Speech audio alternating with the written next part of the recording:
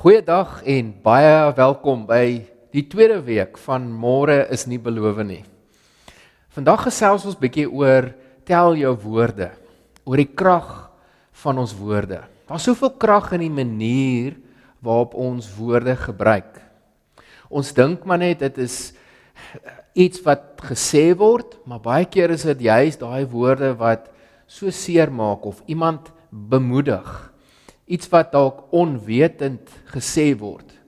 Is dalk iets wat jou in daai oomblik so oplig, omdat jy deur 'n moeilike tyd gaan. Daar is soveel krag in ons woorde.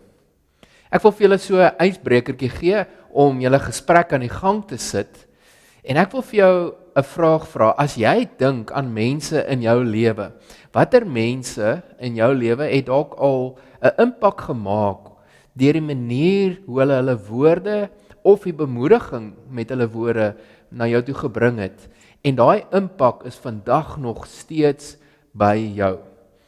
Wie is daai mense?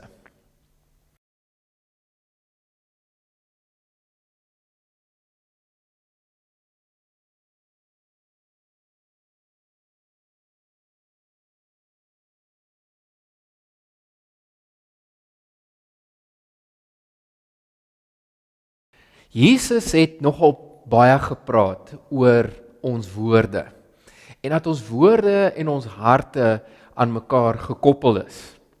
Jesus het gesê dat dit wat in ons harte is, na vore sal kom in ons woorde en in ons aksies. En Jesus sê dit ook, dat as ons sy woord in ons hart bewaar, in ons harte hou, is dit so saad wat in ons harte val, en daai saad ontkiem, en dit groei, en dit bepaal op die ou end die mense wat ons word, en wie ons is.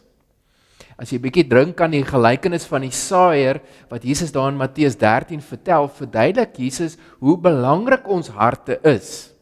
En dan sê Jesus dat hierdie saad word gesaai, en is natuurlik ook die woord, die evangelie, wat op mense se harte gesaai word. Dit word gesaai, en dan word hierdie in ons harte op verskillende maniere hanteer, en val dit op verskillende plekke. Hy begin deur te sê dat hierdie saad val op party mense se harte wat 'n harde klippad is. En dan kom die voëls en pik hierdie saad op. Met ander woorde, dit wat in hulle harte val, die saad wat gesaai word, kom maar absoluut niks van nie. Dan sê Jesus ook in daai gedeelte, dat dan is daar ander mense wie se harte van so 'n aard is, dat dit val op rotsagtige grond. Dit ontkiem, maar dan kom die son en hy verskroei daai saad wat ontkiem het, baie vinnig, en dit kry nooit wortel nie. So hulle is in die begin opgewonde, maar dan verloor hulle dit. Dan sê Jesus ook, daar's ook ander saad wat in mense se harte val, wat onkruid is. En dan kom daai onkruid en verstik die saad wat in hulle harte geval het. Dan sê Jesus, dis die sorge van die lewe wat kom, en hulle bekommernis oor alles wat in hierdie lewe is, wat in hulle harte begin posvat, en dan verdring dit al die saad wat in hulle harte is.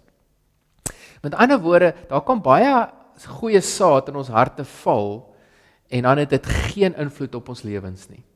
En dan kom Jesus ook, en hy sê, daar's wel mense in wie se harte die saad wat daar val, deur sy woord, en deur dit wat God vir ons sê, wat op goeie grond val. Hoe? Ons lees dit, ons hoor sy woorde, ons memoriseer dalk 'n sekere gedeelte in die Bybel, en dan begin ons daaroor te mediteer en te dink.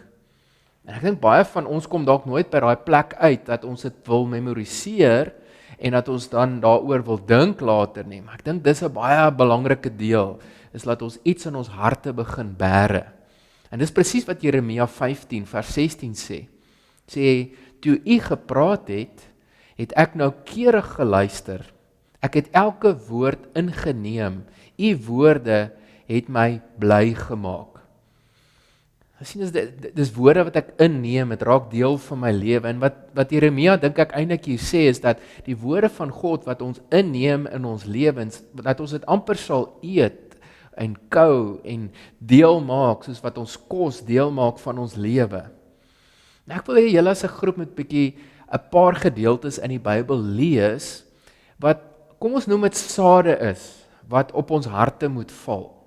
Dat as jy hierdie gedeeltes lees en jy kan dit miskien onthou of memoriseer en weer daaroor gaan dink, dit deel maak van jou lewe, dit is wie jy is, dat jy hierdie gedeeltes in jou hart bære, en dat jy so baie daaroor sal begin dink, dat dit deel raak, soos wat kos deel raak op die ou end van jou verteringsstelsel en jou bloed en jou hele liggaam, dat jy dit so sal bære in jou hart, dat dit uit jou mond uit sal uitkom, wanneer jy hieraan dink.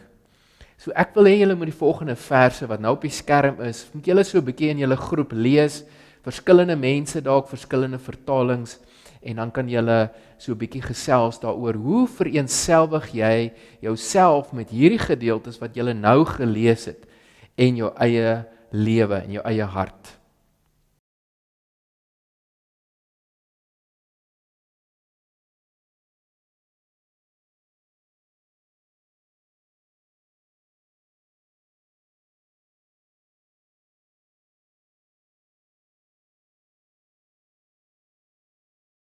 Wanneer ons na hierdie verse kyk, wat ons nou net gelees het, en ons maak dit deel van ons lewe, en ons begin gereeld daaroor dink, dan raak dit naderhand deel van wie ons is. Dis in ons hart gebære, dis verteer in ons gedagtes, dit raak deel van ons woordeskat, omdat dit in ons hart diep weggebære is.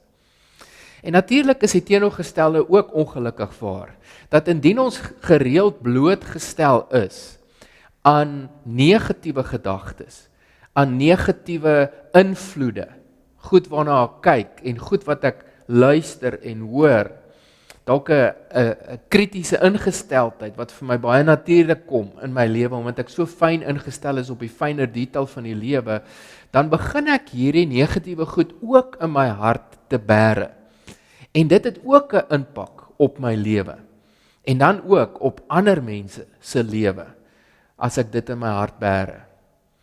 En die vraag is, wat se tipe mens wil ek wees? Wil ek iemand wees wat mense bemoedig met my woorde? Of wil ek 'n tipe mens wees wat uitkyk vir ander mense se foute en hulle kritiseer op dit wat hulle doen? En ongelukkig is dit so, dat kritiek kom vir ons almal baie meer natuurlik. Ons is daarop ingestel om krities te wees. Ons hoef nie eers te dink daaraan nie, ons sien goed raak, wat ander mense dalk nie raak sien nie. Maar om ander mense te bemoedig, kos baie keer so 'n bietjie moeite. Ons moet dink daaraan. Ons moet bietjie meer intentioneel wees daaroor, en mooi dalk gaan sit en dink, wat kan ek vir iemand anders te sê? Dalk selfs beplan of 'n reminder, 'n herinnering op jou foon stel, dat 'n sekere tyd van 'n dag, elke week, wil ek vir iemand 'n bemoedigende boodskap stuur, of elke dag dalk. Ons het 'n gebruik by ons kerkkantoor, wanneer ons op 'n Dinsdag by mekaar kom, het ons 'n oomblik in die begin van ons vergadering, dat ons vir iemand dankie wil sê. Dat ons 5 minute neem, elke liewe Dinsdag, en ons stuur vir iemand 'n boodskap wat ons hulle wil bemoedig en vir hulle dankie wil sê vir dit wat hulle doen hier by ons gemeente. En ek dink dis 'n gebruik wat ons almal kan hê in ons lewens. Ons het dit beplan, dis in ons agenda elke liewe Dinsdag. En ek wil vir amper vir jou sê, as jy nie beplan daarvoor nie, dan gaan dit dalk nie eers gebeur nie. Sit dit dalk as 'n reminder op jou foon om dit te doen. In Matteus 12 is Jesus besig om die kerkleiers van sy tyd, die fariseërs en die skrifgeleerdes, om met hulle te praat, en dan sê hy iets spesifiek oor hulle harte, wat dan uitkom in hulle aksies en in hulle woorde wat hulle gebruik. Dan sê Jesus hierdie volgende, hy sê 'n boom word aan sy vrugte geken. 'n Goeie boom kan nie anders as om goeie vrugte te dra nie. En 'n slegte boom kan nie anders as om slegte vrugte te dra nie. julle nes van adders, julle is sleg. Daarom is dit vir julle onmoontlik om goeie dinge te praat. Waar die hart van vol is, loop die mond van oor. 'n Goeie mens bring uit die oorvloed goeie dinge in sy hart, goeie dinge tevoorskyn. En slegte mens bring uit die oorvloed slegte dinge in sy hart, die slegte dinge tevoorskyn. Dit verseker ek julle. Julle sal op die oordeelsdag rekenskap moet gee van elke onverskillige woord wat julle sê. Op grond van wat jy nou sê, sal jy eendag vrygespreek of veroordeel word. Ek wil hê julle moet bietjie gesels oor hierdie gedeelte wat ons nou net gelees het in Matteus 12 vers 33 tot 37 en ook Matteus 15 vers 18 wat ook nou op die skerm gaan verskyn. Wat beteken dit vir julle as julle hierdie gedeeltes lees oor ons woorde wat ons gebruik?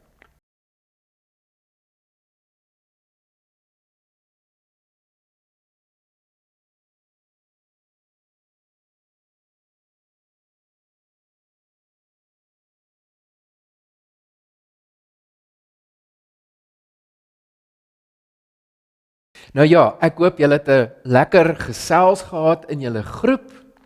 En as jy dalk al op 'n Dinsdag 'n boodskap van een van ons af gekry het om vir jou dankie te sê vir wat jy doen in ons gemeente, wil ek vir jou sê nou weet jy wanneer ons dit doen en jy weet hoekom ons dit doen.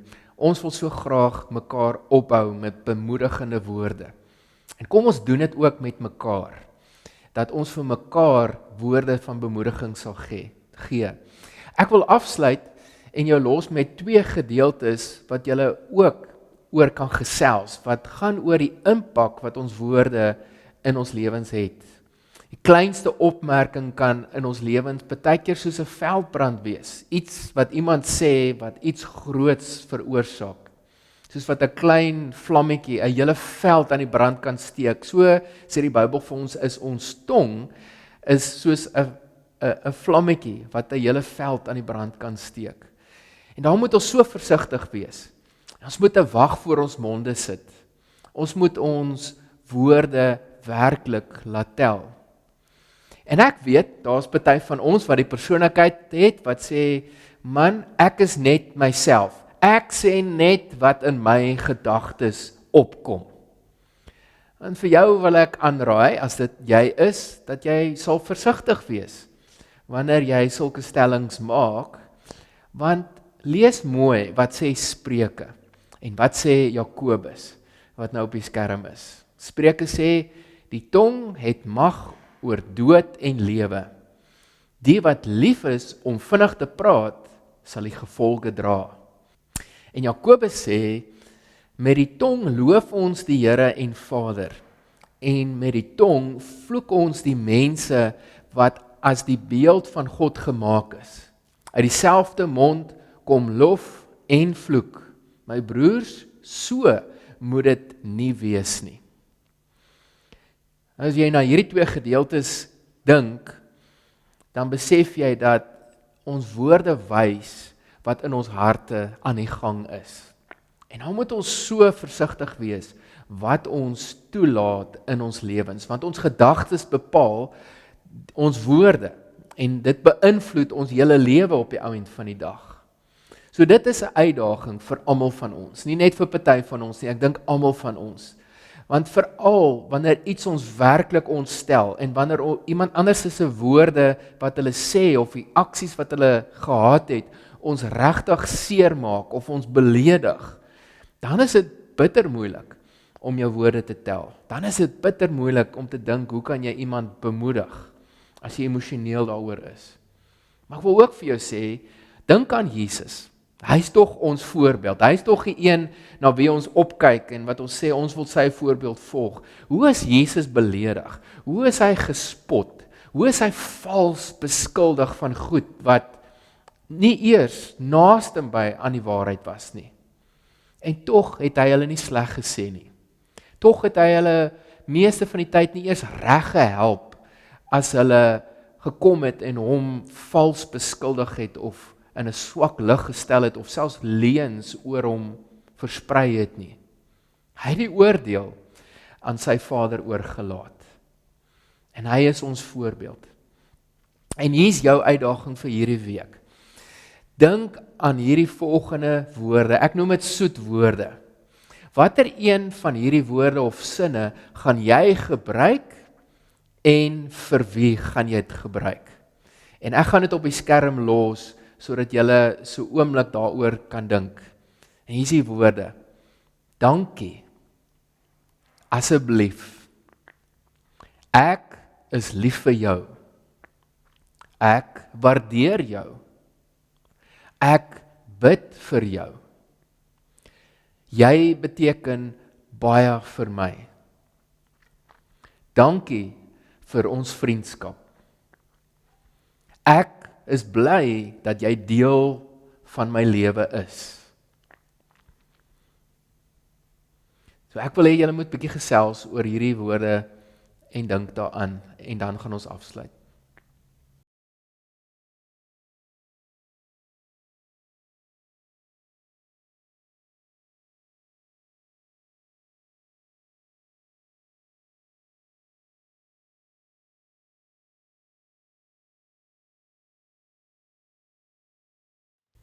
Nou ja, ek hoop jy het hierdie woorde mooi deurgelees en besluit vir wie en vir wat gaan jy vir daai persoon sê, boodskap stuur, dalk 'n voice note stuur, dalk 'n nota in die kosblik los. En die van julle wat ouers is, ek wil julle aanmoedig om vir jou kind spesifiek 'n nota of 'n briefie of 'n boodskap te skryf of te stuur om vir hulle te vertel hoe lief jy vir hulle is. En jy eintlik 'n seën oor hulle lewe uitspreek. Ons sien altyd hulle foute raak. Ons wil hulle so graag reg help en ons wil so graag vir hulle vertel wat hulle beter kan doen.